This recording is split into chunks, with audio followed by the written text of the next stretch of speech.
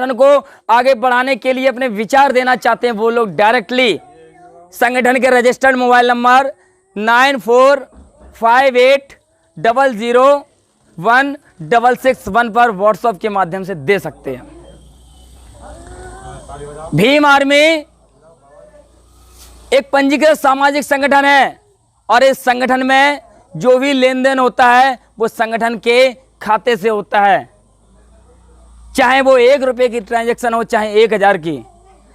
Bhim army की अधिकांश transaction खाते के माध्यम से की जाती हैं, जिससे आय व्यय का खर्च हम पब्लिक को दिखा सकें, संगठन के लोगों को दर्शा सकें। लेकिन कुछ दलाल समाज में छिपे हुए गद्दार कहते हैं कि भीम आर्मी के नाम से रजिस्ट्रेशन नहीं होता। कहते कि नहीं कहते? हमसे भी कहा था कि तुमने कैसे रजिस्ट्रेशन करा लिया, तो साहब मैं पहली फाइल लेकर गया था दिल्ली, मेरी फाइल को फेंक दिया था। दूसरी फाइल में लेकर गया था सहारनपुर, वहां भी फेंक दिया। तीसरी फाइल में आगरा लेकर गया, मेरी फाइल वहां भी फेंक दी। क्यों? उन्होंने कहा था भीम आर्मी के नाम से नहीं हो सकता, चाहे तो भीम सेना कर लो या अम्बेडकर सेना, लेकिन आर्मी शब्द लगा है, हम इसका रजिस्ट्रेशन नहीं करेंगे। तो साहब जब बाबा साहब नहीं हारे तो उसका बच्चा कैसे हारेगा? और हम तो उनके बच्चे हैं। हमने भी जिद की कि हम इसी नाम से रजिस्ट्रेशन करा के दिखाएंगे। हताश हो गए थे। हताश होने के बाद जब हम पहुंचे तो पहुंचने के बाद हमसे कहा गया कि आर्मी शब्द नहीं लग सकता। तो हमने उनसे कहा कि किस अनुच्छेद के अनुसार आप हमें मना कर रहे हैं कि हमें भीम आर्मी भारत एकता मिशन के नाम से रजिस्ट्रेशन नहीं हो सकता? समझ में आया? हमने कारण पूछा तो कारण किसी ने नहीं दिया। उन्होंने कहा नहीं होता तो नहीं होता। वो लोग उच्च अधिकारी थे इसलिए उन्हें घमंड था, और हम तो एक साधारण कार्यकर्ता हैं इसलिए हम तो घमंड नहीं कर सकते। हमने कहा हो सकता है भाई अधिकारी नहीं करेगा। जब हम हताश होकर निराश होकर लौट रहे थे और बाबा साहब की प्रतिमा को देखा तो अंदर ही अंदर मैं रो रहा था, टूट रहा था। तभी एक बुजुर्ग दादाजी आए और उन्होंने कहा कि क्यों हताश हो रहे हो? तो हमने कहा कि आज हम एक संस्था का रजिस्ट्रेशन कराने गए और हमने इसकी फाइल को कई बार प्रयास किया, लेकिन हमारी फाइल हर बार फेल कर दी गई। क्यों? तो उन्होंने हमसे कारण पूछा क्यों, तो हमने उनको बताया कि वो भीम आर्मी के नाम से नहीं करेंगे। जब भीम आर्मी के नाम से नहीं करेंगे और बाबा साहब के नाम से तो कर देंगे। तो उन्होंने कहा कि आप संविधान को पढ़ो, संविधान की बात करने से कुछ नहीं होगा, संविधान की बात करने से कुछ नहीं होगा, संविधान को पढ़ना होगा। मैं पूछना चाहूंगा इस गांव में कितने लोगों के घरों में संविधान है? जरा हाथ उठाएं। किसी के घर में ना हो। अब आप समझिए ये स्थिति है हम बाबा साहब के बच्चों की। हम लोगों को संविधान खरीदना भी होगा और संविधान पढ़ना भी होगा। लेकिन संविधान की ताकत को कब पता लगा? मैंने संविधान को खोला और पहले ही आर्टिकल पे लिखा था कि संस्था का नाम और कार्यक्षेत्र चुनने का अधिकार मुझे है, किसी सरकारी नुमाइंदे को नहीं। और मैं संविधान की एक कॉपी को, एक प्रति को लेकर गया और ले जाने के बाद उस फाइल के साथ दिया। मैंने कहा देखिए संस्था का नाम और कार्यक्षेत्र चुनने का अधिकार हमें है, आपको नहीं। तो उन्होंने मेरी तरफ देखा और रजिस्ट्रेशन कर दिया। जब देखिए एक ताकत, एक अनुच्छेद की एक ताकत को देखिए, जो काम नहीं हो सकता था वो काम हो गया, तो आगे क्या क्या हो सकते हैं आप लोग जान सकते हैं। तो संविधान की ताकत को बताने के लिए मैं लगातार गांव-गांव समीक्षा बैठकें कर रहा हूं। लेकिन कुछ लोगों ने कहा ये फर्जी है। कहा होगा, कई लोगों ने कहा ये फर्जी है, ये फर्जी तरीके से हो गया, ये डुप्लीकेट है। तो मैं कहना चाहूंगा कि किसी भी बैंक में खाता तभी खुलता है जब उसके लीगल दस्तावेज होते हैं। है ऐसा कि नहीं? वीडियो घुमा दो। है ऐसा कि नहीं? अरे बोलो, जवाब क्यों नहीं देते? बिना दस्तावेज के कोई बैंक खाता नहीं खोलती। केवल विश्व में एक ही बैंक है, वो है फेकू की बैंक। जिसमें ना तो कोई आधार कार्ड की जरूरत पड़ती है ना ही कोई पैन कार्ड की। वो एक फेकू की बैंक है जिसमें 15-15 लाख रुपए पहुंच चुके हैं। समझ रहे हैं ना मेरी बातों को? ये है।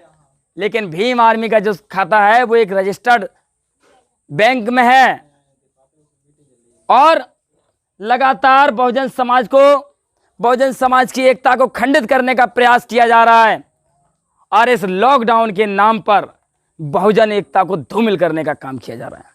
क्या है ये? सभी बुद्धिजीवी हैं, समझने का काम करें, समझदार भी हैं, समझने का काम करें।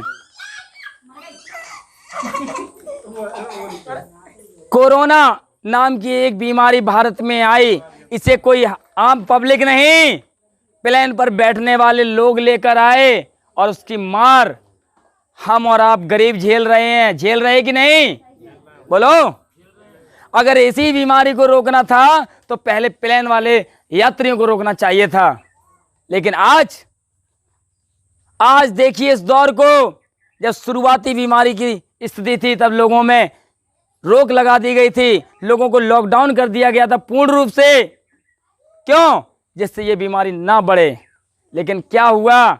जैसे जैसे बीमारियां बढ़ती गई वैसे वैसे लॉकडाउन हल्का हो गया। और तो और इस कोरोना ने तो फेकू से कंप्रोमाइज कर लिया, दोस्ती कर ली, दिन बांट लिए। फेकू के कान में कोरोना कह गया कि सोमवार, मंगल, बुध, बृहस्पति, शुक्र किसी को नहीं छुएंगे। खूब मीटिंग करो, खूब घूमो, चाहे सड़कों पे जाओ, चाहे बसों में जाओ, चाहे ट्रेनों में जाओ, चाहे बाइक पे जाओ, किसी को परेशान नहीं करेंगे। लेकिन शनिवार और इतवार किसी को जिंदा नहीं छोड़ेंगे। इसीलिए शनिवार और इतवार को क्या लगता है? लॉकडाउन। समझ गए ना मेरी बातों को? ये क्यों किए गए हैं ऐसे दिन? क्योंकि जितने भी बहुजन समाज के लोग हैं, ये लोग शनिवार को और संडे को ही मीटिंग करते थे कि नहीं? बहुजन एकता को रोकने के लिए, बहुजन एकता को तोड़ने के लिए इन लोगों ने शनिवार और इतवार का लॉकडाउन लगाया। इसको आप समझने का प्रयास करें। विश्व में कोरोना का इलाज अभी तक किसी ने नहीं बनाया। 22 लाख के कोरोना वाले देश में लगभग 16 लाख कोरोना वाले मरीज ठीक हो गए। कितने? पहला ऐसा देश बिना दवा के लोग ठीक हो गए। तो ये विडंबना को समझना होगा। और यदि इन लोगों को वास्तविकता में कोरोना को रोकना होता तो इन्हें मंदिरों की नहीं, हॉस्पिटलों की आवश्यकता होती। किसकी? और इस कोरोना के नाम पर इन्होंने हॉस्पिटल तो नहीं, सभी विद्यालय बंद करने का काम किया। सभी स्कूल बंद हैं और स्कूलों को इन्होंने क्वारंटाइन सेंटर बनाने का काम किया। जबकि ये चाहते तो ये धार्मिक स्थलों पर कब्जा करते और उनको क्वारंटाइन सेंटर बना सकते थे कि नहीं? इस महामारी के दौर में ये सिद्ध हो गया कि सभी तंत्र मंत्र यंत्र फेल हो गए। लेकिन बाबा साहब का बनाया हुआ संविधान आज तुम्हारे सामने मजबूती से खड़ा है और संविधान के अनुसार कार्य करने वाले डॉक्टर, पुलिसकर्मी लगातार आप लोगों की मदद कर रहे हैं कि नहीं?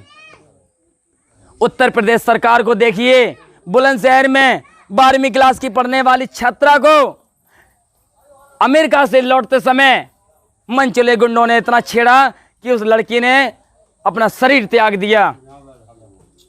उन मनचलों गुंडों ने उस लड़की को मौत के घाट उतार दिया। ऐसी स्थिति में अपनी बहनों की इज्जत बचाने के लिए इस भीम आर्मी संगठन की स्थापना की गई। क्योंकि जहां सहनशीलता की भावना खत्म होती है वहीं से भीम आर्मी क्रांति की शुरुआत होती है। यही है भीम आर्मी। लेकिन भीम आर्मी काम कर रही है। कुछ लोग पूछना चाहते हैं कि हमें शॉर्ट में बताओ कि भीम आर्मी किन सिद्धांतों पर काम करती है, किस विचारधारा पर काम करती है। तो मैं कहना चाहूंगा भीम आर्मी बहुजन विचारधारा पर काम करती है और बाबा साहब की विचारधारा पर कार्य करती है। बाबा साहब ने कहा था, मैं उस जाति और धर्म को लात मारता हूं जो आपस में फूट डाले। मैं उस जाति और धर्म को सर्वोच्च समझूंगा जिसमें भाईचारा और एकता कायम करने की ताकत हो। इसीलिए मैं भीमपुत्र विजय कुमार आजाद इस भीम आर्मी संगठन को जाति और धर्म के आधार पर नहीं, अंबेडकरवादी विचारधारा के आधार पर चलाऊंगा। यही हमारा संकल्प है। और इसी के आधार पर जो लोग बाबा साहब को मानते हैं, जो लोग बाबा साहब की विचारधारा को मानते हैं, जो संविधान की बात करते हैं, जो संविधान को अपनाते हैं, उन लोगों को संगठन में शामिल किया जाएगा। और संविधान विरोधी लोग, बहुजन महापुरुषों की विचारधारा का विरोध करने वाले लोग संगठन को नहीं चाहिए। ऐसे लोगों को संगठन अपने जूते की ताकत से सुधारने का काम करेगा। भीम आर्मी 3 पहलुओं पर काम करती है। वो 3 पहलू कौन से हैं? वो 3 पहलू कौन से हैं मैं बताना चाहूंगा आप लोगों को कि भीम आर्मी सबसे पहले बुद्ध की नीति की बात करती है। भीम आर्मी सबसे पहले बुद्ध की नीति की बात करती है और हम लोग प्रत्येक कार्य को शांति प्रिय ढंग से हल करने के लिए बुद्ध की नीति को अपनाते हैं। इसीलिए चाहे छोटा हो या बड़ा हो, हाथ जोड़कर हम अपने हक और अधिकारों की मांग करते हैं। क्या करते हैं? मांग करते हैं। लेकिन आज के समय में कहावत है कि जिसकी लाठी उसकी भैंस, इसलिए हाथ जोड़ने से हमें हक और अधिकार नहीं मिले। जब ऐसी स्थिति आ जाती है कि हाथ जोड़ने से हमें हक और अधिकार नहीं मिलते, तब हम लोग बाबा साहब की बात करते हैं और बाबा साहब की नीति को अपनाते हैं, कानून की बात करते हैं। किसकी? कानून की। हम एप्लीकेशन देते हैं, हम ज्ञापन देते हैं, और ज्ञापन देने के बाद जब ज्ञापन से समाधान नहीं निकलता तो हम लोग कोर्ट की शरण में जाते हैं कि शायद हमें कोर्ट से न्याय मिले। लेकिन कोर्ट ने जब से दामनी फिल्म देखी है, तब से कोर्ट भी समझ चुका है कि तारीख पे तारीख देते जाओ बहुजनों को, लेकिन इन्हें मान सम्मान नहीं देना है। तो ऐसी स्थिति में जब कोर्ट हमारे फैसले को विलंब करता है, दोषियों को सजा देने में ज्यादा टाइम लगाता है, तो दोषी क्या कहते हैं? जो लोग बहुजन समाज के ऊपर अत्याचार कर जाते हैं और 2 दिन जेल रह जाते हैं, और जब बाहर आते हैं तो कहते हैं अभी तो एक को देखा था, आने दो अब दूसरे को देखेंगे। कहते कि नहीं? तो उनके बाप की जागीर नहीं है ये, एक को देखा तो दूसरे को देखेंगे। हम लोग किसान के बेटे हैं। किसके? किसान के बेटे। और ये किसान के बेटे के हाथ हैं जो जमीन को चीरकर फसल उगाना अगर जानते हैं तो मनवादियों के जबड़े में हाथ डालकर उनके दांत तोड़ना जानते हैं। और यही काम भीम आर्मी करेगी। जो लोग, चाहे वो किसी भी पार्टी का हो, डर नहीं लगता भीम आर्मी को, क्योंकि भीम आर्मी एक संगठन है, पार्टी नहीं। चाहे कोई भी पार्टी हो, जो बहुजनों के हित की बात करेगा, भीम आर्मी उससे कुछ नहीं छेड़ेगी, ना ही उसे बोलेगी। और जो बहुजनों के हित की बात नहीं करेगा, चाहे वो किसी भी पार्टी में हो, उसे जूते की ठोकर से सुधारने का काम भीम आर्मी करेगी। यही है भीम आर्मी। लेकिन आज मैं कहना चाहूंगा, जब भीम आर्मी संगठन बना तो भीम आर्मी भारत में राजनीतिक क्षेत्र में किसको सपोर्ट करेगी? हमारे पत्रकार बंधु इसीलिए आते हैं कि इनकी बाड़ी को रिकॉर्ड किया जाए, इनकी बाड़ी को समझा जाए। लेकिन मैं कहना चाहूंगा आप सभी लोगों से, कुछ समाज के गद्दार भेड़िए सुनना पसंद नहीं करते, लेकिन मैं फिर भी कहना चाहूंगा, भीम आर्मी बहुजन विचारधारा को नकारने वाली 5543 पार्टियों को ठोकर मारती है। और भारत की एकमात्र सबसे मजबूत पार्टी जो सर्वजन हिताय और सर्वजन सुखाय की बात करती है, बहुजन समाज पार्टी को अपना सपोर्ट मानती है और अपना सपोर्ट करती है। और राजनीतिक क्षेत्र में यदि किसी को मजबूत बनाएगी तो बहुजन समाज पार्टी को। लेकिन क्यों? रीजन है क्यों करेगी। कुछ लोग कहते हैं कि बहन जी ने क्या किया, खास करके हमारे ही नेता बोलते हैं, हमारे लोग बोलते हैं कि उन्होंने क्या किया और आप क्यों सपोर्ट कर रहे हैं। अब बीएसपी बूढ़ी हो गई है, हमारे समाज के लोग कहते कि नहीं कहते? बोलो। बीएसपी बूढ़ी हो गई है, बीएसपी पार्टी है वो बूढ़ी हो गई है, आप इसको सपोर्ट क्यों करते? तो मैं कहना चाहूंगा, मैं क्यों सपोर्ट करता हूं कि बाबा साहब हमारे पिता हैं और बीएसपी हमारी मां है, और पत्नी की आ जाने पर मां को छोड़ा नहीं जाता। समझ में आ रहा है कि नहीं आ गया? तो कहने का मतलब यह है कि चाहे कितनी भी पुरानी पार्टी हो, चाहे कितनी भी कमजोर क्यों ना हो, लेकिन हम कभी पार्टी को नहीं बदलेंगे। इसका पहला और आखिरी कारण यह है कि जब महिलाओं को घरों से निकलने का अधिकार नहीं था, आज हमारी महिलाएं घर से बाहर मार्केट भी नहीं जाना पसंद करती हैं अकेले। बोलो, है कि नहीं? और 22 साल की अवस्था में हमारी माननीय बहन जी घर से निकली समाज के लिए, तो उनके ऊपर क्या क्या बीता होगा मैं बताता हूं अपने शब्दों में, जो मुझे फील हुआ। यहां ऐसा कौन सा भाई है जो अपनी बहन से कहेगा जा बेटी, जा बहन, समाज के लिए काम कर? कोई भाई ऐसा है? बोलो, कोई नहीं है। यहां बैठे काफी लोग वरिष्ठ लोग हैं, मुझे बताइए यहां बैठे हुए सभी वरिष्ठ लोग, आप लोगों के घरों में भी बेटे होंगे, बेटियां होंगी। यदि किसी पिता से कहा जाए कि अपनी बेटी से कहिए जाओ समाज की सेवा करें, तो क्या कोई पिता तैयार होगा?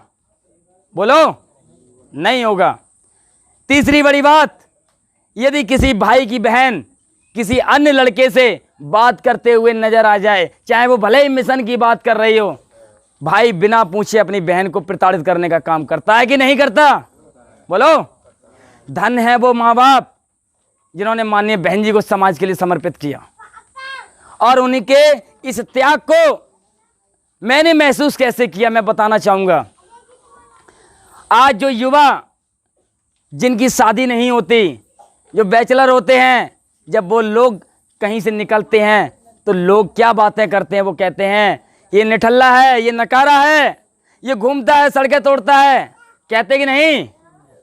और वहीं यदि कोई लड़की कुंवारी लड़की अगर सड़क पर घूमे या उसकी शादी समय पर ना हो, तो उसके माँ बाप पर हजारों टिप्पणियां लोग करते हैं, करते कि नहीं? और लड़की के ऊपर भी टिप्पणी करते हैं। बोलो, करते कि नहीं?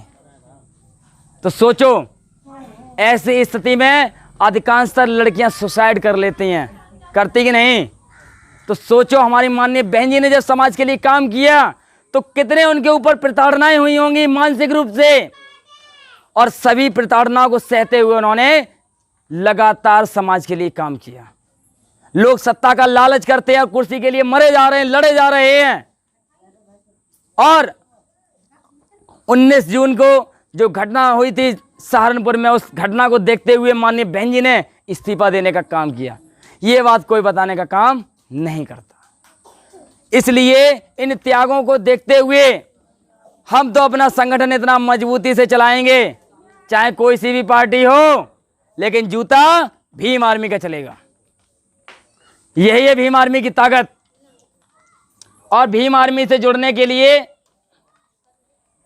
चाहे वो कोई भी व्यक्ति हो, जो भीम आर्मी में जुड़ेगा उस व्यक्ति को इस प्रकार से अपना सदस्यता फॉर्म भरना होगा, और फॉर्म भरने के बाद उसको इस प्रकार का आईडी कार्ड मुहैया कराया जाएगा। इस कार्ड की आवश्यकता क्यों पड़ी? मन में विचार नहीं आ रहा होगा। इस कार्ड की आवश्यकता क्यों पड़ी? जब भी हम कहीं समाज में जाते तो लोग कहते हैं हम तो जय भीम में जुड़े हुए हैं, कहते कि नहीं कहते? यहाँ कितने लोग हैं जो जय भीम में जुड़े हैं? जरा हाथ उठाएं। अभी पूछे तो बहुत कहेंगे, लेकिन अगर किसी से हम मांगे प्रूफ दो, तो किसी के पास कोई प्रमाण नहीं होगा। जब समाज में घटनाएं घटित होती हैं तो हमारे लोग पहुंचते हैं, तो प्रशासन क्या कहता है उनसे? कौन हो तुम, क्यों आए? तो वो डर जाता है, उसमें हिम्मत नहीं होती। अगर जिसमें हिम्मत है भी, वो कहे कि हम समाज के लिए आए, या कहे कि समाज सेवी है, तो वो कहते हैं अपना कार्ड दिखाओ। बोलो, कहते कि नहीं कहते? इसलिए अपने प्रत्येक पदाधिकारी को सुरक्षित रखने के लिए इस कार्ड को लॉन्च किया गया। और ये ऐसा वैसा कार्ड नहीं, किसी राजनीतिक पार्टी के पास भी ऐसा कार्ड नहीं है। जैसा कार्ड भीम आर्मी मुहैया करा रही है, बारकोड वाला है, किसी की बाप में ताकत नहीं जो इसका डुप्लीकेट बना ले। और समाज के कुछ दलाल भीम आर्मी के लोगों को अपनी राजनीतिक पार्टी के साथ लगाने का काम कर रहे हैं। ऐसे लोगों को 2022 में जेल में पहुंचाने का काम भीम आर्मी करेगी। यही है भीम आर्मी की ताकत। मन में किसी के कोई विचार हो तो आप पूछ सकते हैं, क्योंकि भीम आर्मी व्यक्ति विशेष से नहीं, विचारों से चलती है। और यहां जितने लोग बैठे हैं उन लोगों के मन में विचार आता होगा कि आप रात दिन मेहनत करते हैं, आप रात दिन काम करते हैं, तो क्या मुसीबत नहीं आती, क्या समस्या नहीं आती। तो मैं कहना चाहूंगा, परेशानियां तो हर किसी के सामने आती हैं, आती कि नहीं, लेकिन कुछ लोग परेशानियों का अपना एक बोर्ड बना लेते हैं, एक चार्ट बना लेते हैं, और उस परेशानी के अलावा उन्हें कुछ दिखाई नहीं देता। और कुछ लोग उन परेशानियों को अपने जूते से कुचल कर आगे बढ़ने का काम करते हैं, वही समाज सेवी होते हैं। ऐसे लोगों को आगे बढ़ाना है। आज इस मुहिम को आगे बढ़ाने के लिए भीम आर्मी भारत एकता मिशन की कमेटियों का विस्तार किया जाएगा और जनपद संभल से सुवेन कुमार आजाद को जिला अध्यक्ष के पद पर मनोनीत किया गया और मुरादाबाद जनपद से चेतन कुमार आजाद को जिला अध्यक्ष के पद पर मनोनीत किया गया है। उक्त जनपदों में किसी प्रकार की कोई समस्या हो, किसी भी प्रकार की कोई भी समस्या हो, आप उस समस्या को दोनों लोगों को अवगत कराएंगे और अपनी समस्या का समाधान पाएंगे। और फिर भी आपको यदि न्याय नहीं मिलता है तो आपके कार्ड पर हमारा नंबर लिखा है, जो आप सदस्यता लेंगे उस सदस्यता रसीद पर हमारा नंबर लिखा है। आप अपनी परेशानी को डायरेक्ट लिखेंगे और मैं दावा करता हूं 15 मिनट में आपको समाधान मिलेगा। यह है भीम आर्मी के जूते की ताकत। जय भीम, जय संविधान।